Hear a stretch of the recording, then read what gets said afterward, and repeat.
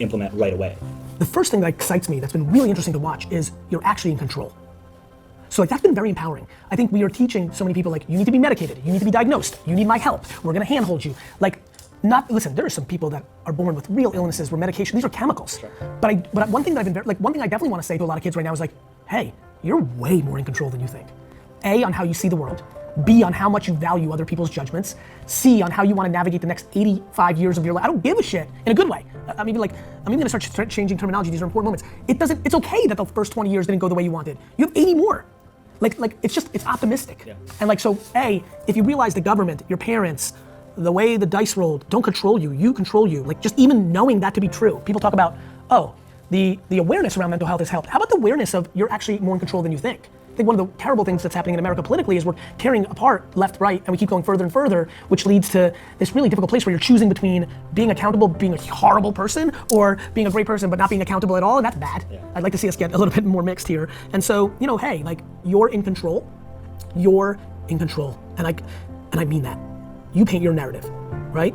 You go 0 for 4 in a baseball game, you get to decide if you say, I fucking suck, or, there's clearly something I'm missing, let me go adjust that. Like, it's so empowering to know that nobody else is in control. It makes it so happy. Yeah. Like, and I'm definitely, that's why I'm so worried about like the separation of what I just said, because it's leading to a lot of people in their youth thinking somebody has some magical control over them. Like, to me, the punchline of that is, if you think America has too much control over you, good news. Don't cry. A, vote. B, move to Sweden. But it's an interesting sentence. Yeah.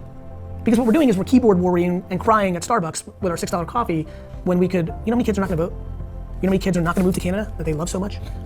It's kind of like, you know, however you wanna say it. You wanna say it raw, old school, like shut the fuck up and do something about it? You wanna say new school, which is like, hey, you're empowered? I don't give a shit how you wanna say it. Yeah. Life is fucking amazing when you fucking grab it. And I really think a lot of kids right now can grab it in a way they can't. This internet thing is crazy. Like, you should be the most optimistic generation of all time. You have the internet. Like, when I was a kid, they cared about what college you went to. When I was a kid, at 15, I couldn't start a $1 billion business like I would have if I had the internet at 15, or at least $1 million eBay business, you know? And so much power, so much control, more than ever before, ever before, ever before. You're a rapper? SoundCloud, YouTube, show me, right? You're an athlete? Put up your own film on Huddle and Instagram and get signed by Georgia. Like, you're in fucking control. You're the next Tommy Hilfiger? Make it, sell it, show me. It's an amazing time to be alive, the greatest time to be alive.